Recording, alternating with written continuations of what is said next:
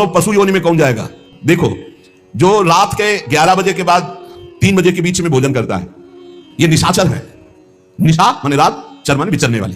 रात में खाना, रात में तुमको 8-10 बजे तक भोजन कर लेने का नियम। 11 आखिरी है, 11 के बाद भोजन में बिल्कुल नहीं होना चाहिए। ये रात नहीं है ऐसे कि तुम्हारा जब मना है तब भोजन। 11 से लेकर 3 बजे के बीच में बिल्कुल नहीं। शांति से भजन करो, सो जाओ, उपद्रव मत करो। सीटियां बज रही है, चलो होटल में चलते 12 बजे खाने, ऐसे लोग जाते हैं। पशु योनि निश्चित। अपवित्र भोजन, दुर्गंध युक्त भोजन, अभक्ष भोजन, इनको पाने में जो आनंद मानता, रात के 11 से 3 के बीच में भोजन, जो रात में आहार ऐसा करता है, उसको पशु योनि मिलती है। जो दूसरों का धन चोरी करता है, जो विद्वान बन करके दूसरों की वंचना करके धन को लूटता है, जो अपने कर्तव्य कार्यों से अनभिज्ञ होकर मनमानी आचरण करता है, जो समयोचित सदाचार का ज्ञान नहीं रखता, वो मूर्ख पशु योनियों को प्राप्त होता है। जो हिंसक स्वभाव का है, जो अपने परिवार वालों को पीटता है, गाली गलौज, थोड़ी सी संपत्ति के लिए मारपीट, ऐसी लड़ाई झगड़ा, कलहप्रिय, कायर, कुत्ते की योनि को प्राप्त होता है। लिखा हुआ है वो कुत्ते की योनि को प्राप्त होता है। जो थोड़े से हिस्सा के लिए भाई बंधुओं को मारपीट, कलह, लड़ाई झगड़ा, इस तरह का व्यवहार, हिंसक स्वभाव, क्रूर स्वभाव, इनको कुत्ते की योनि प्राप्त होती है। जो चंचल स्वभाव, देखो कुछ ना कुछ करते जा, बैठे तो पैर हिला रहे, वो मतलब शांत नहीं रह सकते, उनके शरीर में वाइब्रेट होता रहता है। वाइब्रेट जैसे मोबाइल जनाता रहे, जनाते रहे, सुन ले भाई क्या बनोगे। और जो दूसरे के भोजन के लिए लालायित रहता है, कहां से निमंत्रण आ जाए, कैसे हो जाए, क्या व्यवस्था बन जाए, सुनो। और जब चलता है ना तो बेढंगे ढंग से चलता है, बेढंगे ढंग। और दूसरों की वस्तु देकर लुभायमान होकर छीनने का स्वभाव करता है, उसका अगला जन्म बंदर का मिलेगा। जो वाणी से सदैव कटु बोलता है, कुटुंबियों से द्वेष करता है, लोगों की चुगली खाता है, उसे अगला जन्म सर्प योनि का मिलेगा। कुटुंबियों से द्वेष करता है, दूसरे की चुगली खाता है, उद्वेगजनक वचन, उद्वेग माने भारी क्लेश पहुंचाने वचन, दूसरे की निंदा करना, चुगली करना, तो विषधारी सर्प बनता है। जो शरीर से बलवान दीन जनों के ऊपर आक्रमण करके खूब पिटाई मार करना, माता पिता को मारना, ऐसे गरीब जनों को, दीन जनों को मारना, निर्लज और मांस भक्षण करने वाला, उसको अगले जन्म में क्रूर मांस भक्षी, जैसे हाइना, सिंह, सियार, ऐसी योनियों को दिया जाता है। क्रूर हिंसक पशु सिंह जैसे है, जैसे लकड़बग्घा है ना, लकड़बग्घा है, भेड़िया है, ऐसे जो मांस भक्षण करने वाले हैं, जिनकी आवाज दूसरों को सदैव दुख ही देती है। बोलने का मतलब है दुख ही देना। जो दूसरे को, अब जैसे जा रहे हैं, जंजीर खींचा, वैसे ऐसे वो गिर गए, उनके अंग भंग हो रहे हैं, वो समझ रहे 30-40 हजार की सोने की चैन खींच ली तो हम ब्रह्मा बन जाएंगे। देखो उनको क्या बनना पड़ेगा। जो दूसरों को भय प्रदान करते हैं, दूसरों की संपत्ति छीन लेते हैं, ऐसे लोग अजगर योनि को प्राप्त होते। भूखे मरो जब कभी अवसर मिल जाए तब। ऐसे ये जो दूरदृष्टि न रख के वर्तमान दृष्टि रख करके केवल भोग के लिए दूसरे के दुख का कारण बनते हैं, केवल उनके चिंतन ये चलता रहे, कहां से क्या खा लूं, कहां से क्या उठा लूं, कहां से क्या, बोले हाथी की योनि को प्राप्त होते हैं, वो पशु हाथी योनि को। इस तरह से 83,99,999 योनियां हैं। जो भजन नहीं करते, भगवत विमुख हैं, उनको सब क्रमशः प्राप्त होती है। उपासक को चाहिए कि कम से कम इतना तो कर ले कि अगला जन्म मनुष्य का हो जाए, फिर भजन करे अगर कोई कमी रह गई हुई। अगर आप नाम जप करेंगे और एक बात ध्यान रखेंगे कि दूसरों को दुख ना पहुंचने पावे, तो पक्की बात है भगवान की कृपा से अगर भगवत प्राप्ति नहीं हुई तो दूसरा जन्म होगा मनुष्य का, और बहुत महान भक्तों के बीच में जन्म होगा। जन्म से ही भजन प्रारंभ हो जाएगा, आप यौवन अवस्था प्राप्त होते होते भगवत प्राप्त हो जाएंगे, काम हो जाएगा आपका। भजन एक ऐसी वस्तु है जो आपको बचा सकती है।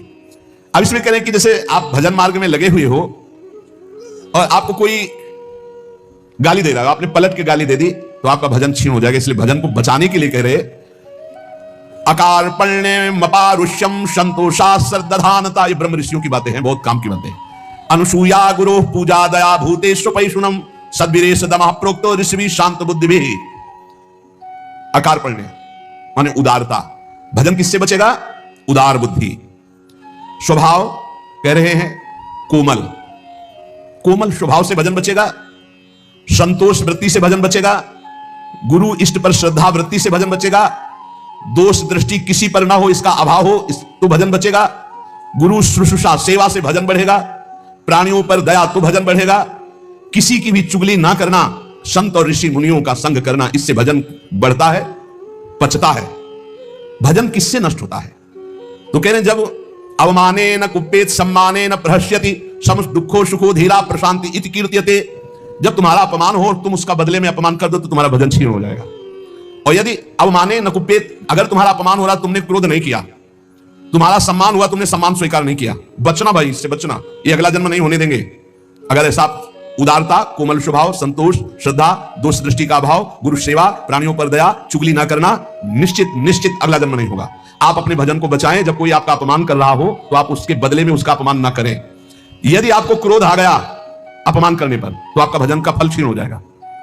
यदि सम्मान हुआ, आप आनंदित हो गए कि हमारा बड़ा सम्मान हो, तो आपका भजन क्षीण हो जाएगा। इसलिए श्रीपाद भी कह रहे हैं, सम्मानम कलयाति घोर गर्लम नीचा अपमानम सुधा, श्री राधा मुरली धरो बच सके वृंदावन माते। जब कोई सम्मान करे तो उसे भारी विष के समान समझो। सम्मानम कलयाति घोर गर्लम, जैसे बढ़िया खीर मिल रही हो, कान में कोई आके कहते विष पड़ा है तो आप नहीं खाओगे, ऐसे ये सम्मान, प्रणाम, नमस्कार, वाहवाही, ये तुम्हारे भजन के नाश करने के लिए है, ये विष है, इसे मत पीना, स्वीकार मत करो। विश्व नमन करे करने दो, तुम स्वीकार मत करो, तुम हर्षित मत हो। और जब अपमान हो तो उसका अपमान करने वाले का कभी अपमान न करना। धीर पुरुष, प्रशांत पुरुष अपने भजन को ऐसे बचा ले जाता है। जैसे कोई अपमान कर रहा है, बहुत बड़ा अमृत है, सच्ची मानिए। जिसका अपमान हो रहा है वो साधु पुरुष जब अपमान सह जाता है तो उसका भजन बढ़ता है, वो सुख से भगवान में शयन करता है।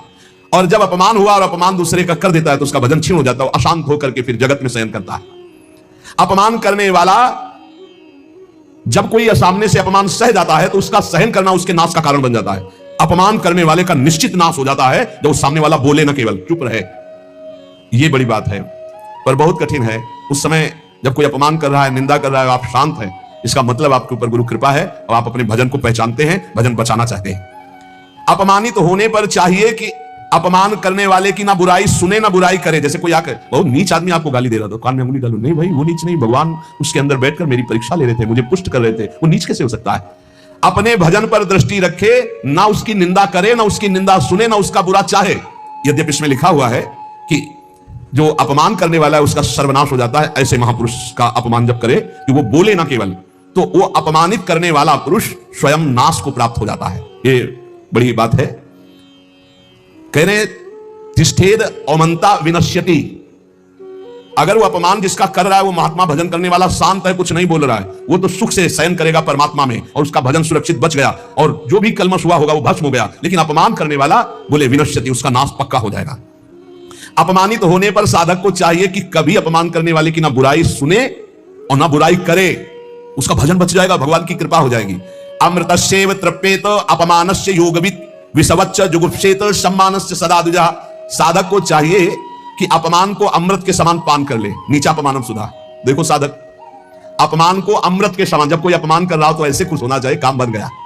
भगवत प्राप्ति में जो बाधक भाव है इसके अपमान करने से भस्म हो जाएंगे, भगवान हम पर प्रसन्न होंगे। मौन, कभी उसकी तरफ रुद्र दृष्टि से भी ना देखो, अपमान करने, ये भागवती लक्षण है। अमृतस्यैव तृप्येत अपमानस्य योगवित्, अमृत है अपमान। पर देखो ध्यान दीजिए, यदि आपकी कोई निंदा कर रहा है और सही में कर रहा है निंदा, तो तुम्हें सुधार करना चाहिए, वो तुम्हारे लिए अमृत नहीं है, वो विष है, सुधार करो। और अगर वास्तविक हमारी कोई गलती नहीं, हमारा अपमान, हमारी निंदा हो रही, तो नाचना चाहिए कि बहुत बड़ा विघ्न नष्ट हो गया, भजन में हमारी उन्नति अब पक्की होगी, पक्की उन्नति होगी, लौकिक और पारलौकिक। विषवच्च जुगुप्सेत सम्मानस्य सदा द्विजा। साधक को चाहिए कि सम्मान से ऐसे बचे जैसे विष भरे भोजन से बचा जाता है, सम्मान स्वीकार न करे, प्रणाम नमस्कार ऐसे। श्री हरिवंश कोई कह रहा है, अब अगर पंचांग प्रणाम कर रहा है आप भी नमन कीजिए, निकल जाइए, व्यवहार मत बनाइए, दोबारा वो ना प्रणाम करे, ऐसी भावना रखिए। अगर ज्यादा आप उससे प्यार करेंगे कि ये प्रणाम कर रहा है तो सम्मान स्वीकार करें। सम्मान देने वाले से ज्यादा प्यार नहीं किया था, जल्दी। सम्मान विष है और अपमान करने वाले को प्यार दृष्टि से देखा जाता है। आप बड़े हितैषी हो, हमारा भजन बढ़ेगा, भगवान की प्राप्ति होगी, पर ऐसी अपनी तरफ से चेष्टा ना करे कि कोई अपमान करे। अपमान से सदैव तप की वृद्धि होती है। अपमानात् तपो वृद्धि, सम्मानात् तपः क्षया। सम्मान स्वीकार करने पर तपस्या भजन क्षय हो जाता है और अपमान होने पर तपो वृद्धि, उसकी तपस्या की वृद्धि होती है। अर्चिता पूजितो विप्रा दुग्धा गौरी गच्छति। जो अपनी पूजा कराने लगता है, अपने प्रणाम स्वीकार करने लगता है, तो जैसे दूध देने वाली गाय दुर्बल हो जाती है, ऐसे वो तपहीन हो जाता है जो भारी प्रणाम नमस्कार पूजा स्वीकार करता है। स्वीकृति नहीं होनी चाहिए।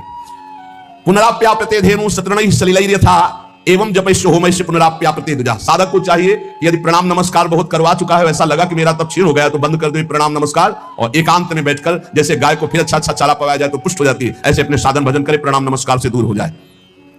महापुरुषों ने भी ऐसी लीलाएं की जिससे प्रणाम नमस्कार बंद हो जाए। ये सबको भगवत स्वरूप मान के तुम प्रणाम करो, तभी बात बनेगी। कह रहे हैं कि अगर प्रणाम नमस्कार स्वीकार कर लिया जाए तो सम्मानाच्च तपक्षयः, उसका तप क्षय हो जाता है।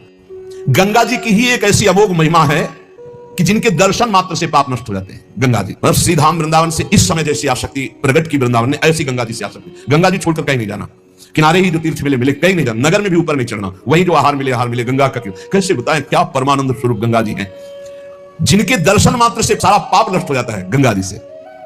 और आपको बताएं, अधिकतर बड़े महापुरुषों का दर्शन गंगा किनारे, जो प्रकट में थे और जो अप्रकट थे। नानक देव जी का पहला साक्षात्कार गंगा के किनारे हुआ। वृंदावन, पावन पुलिन, ये सब गंगा की रेती पे। वृंदावन, पावन पुलिन, प्रियालाल, ये गंगा की रेती, सेनपुर। साक्षात गंगा से प्रकट होते हुए सिद्ध मां, बड़े चमत्कार गंगा मैया के, बड़े चमत्कार, अद्भुत। मतलब वाणी लड़खड़ाती है उनकी महिमा को, कहते हैं कि वो महिमा तो इस जीवन में देखिए ना, इसलिए बड़ी दिव्यता गंगा जी में। गंगा जी के नाम का स्मरण मात्र करने से पाप फर्रा जाते हैं। जो गंगा जी की डुबकी लगाता है वो महापापी भी पावन हो जाता है। विश्वास हो जाए, विश्वास हो जाए। गंगा जी में स्नान करके, आचमन करके, गंगा में ही जब पितरों का तर्पण किया जाता है तो पितरों को बहुत तृप्ति होती है और पितर मुक्त होने लगते हैं। जैसे अग्नि के संसर्ग से रुई भस्म हो जाती है, ऐसे ही गंगा जी के स्पर्श से शारीरिक, मानसिक, वाचिक तीनों प्रकार के पाप भस्म हो जाते हैं। गंगा गंगीत यो ब्रुयाद योजना नाम सतैरपि, जो 100 योजन दूर, 400 कोस दूर से गंगा गंगा गंगा बोले, मुच्यते सर्व पापेभ्यो विष्णुरूपम स गच्छति, वो शरीर निष्पाप हो जाएगा, वो वाणी निष्पाप हो जाएगी, उसका मन निष्पाप हो जाएगा और वो भगवत धाम का अधिकारी हो जाएगा। जो 400 कोस दूर से भी गंगा गंगा गंगा, सब गोरा ही गोरा है। गंगा जी गोरी, महादेव जी गोरे, तो फिर उन्होंने उठा कर फेंक दिया ऐसे गोरे प्रेम रसासों में। कभी सोचा नहीं था कि कभी वृंदावन, कभी सोच नहीं था वृंदावन। बड़ी अनन्य बात है, इतनी निर्भयता थी। अब गंगा किनारे तो गांव में लोग ऐसे ही लाश प्रवाहित करते हैं ना, कुत्ते वहां के बहुत प्रवीण होते, बीच धारा से घसीट के लाश लाके ऐसे, और वहीं किनारे हम भी पड़े हुए हैं, वहीं वो चीत रहे, कोई फर्क नहीं पड़ता, एकदम निर्भयता। भगवान शिव की अनन्यता। गंगा जी को जब देखते हैं तो एक तो धारा में प्रवाहित होती है, भगवान शिव के जटा में भारी तन्मयता। गंगा जी की विशुद्ध कृपा, अपार शक्ति। कहने सैकड़ों योजन दूर से अगर गंगा गंगा गंगा ऐसा पुकार दे तो उसका शरीर पवित्र हो जाएगा, उसका मन पवित्र हो जाएगा, उसकी वाणी पवित्र। कल नरकों का वर्णन हुआ था, आज नरकों से उद्धार का वर्णन हो रहा है भाई। गंगा जल का आचमन करने वाला, गंगा जल का स्नान करने वाला, गंगा की धारा का दर्शन करने वाला, 400 कोस दूर से गंगा गंगा गंगा ऐसा उच्चारण करने वाला नरक नहीं जाएगा। कल जब नरकों का वर्णन हुआ था तो कई लोगों की बातें आई थी कि हमारे 38 के 38 हमारे में लक्षण है, अब क्या होगा। कोई कहता हमें 5 है, कोई कहता हमें 2 है, इसका मतलब नरक जाना पक्का है। तो आज उसकी काट सुन लो। नाम संकीर्तनम यस्य सर्व पाप प्रणाशनम, करना मत अवलो नसानी अपना तो सही हो, पहले नियम लो कि आज के बाद नहीं करेंगे। नाम कर, संकीर्तन करो, प्रभु का चरणामृत पियो, कभी अवसर मिले तो गंगा जी के समीप जाके साष्टांग दंडवत करके डुबकी लगाओ, आनंद पूर्वक खड़े होकर कुछ देर नाम जप करो, नरक वरक नहीं मिलेगा, सब बढ़िया मंगल हो जाएगा, पर करना ही पड़ेगा। कह रहे जो गंगा जी में स्नान के लिए कभी नहीं गए, ना गंगा जी का नाम लिया, ना गंगा जी पे श्रद्धा करते हैं, ऐसे लोगों की जीवन में जो आचरण बनते हैं वो बड़े निरर्थक होते हैं और ऐसे लोगों की ही दुर्गति होती है। पर गंगा जी का एक बार का स्नान निष्पाप कर सकता है पूर्ण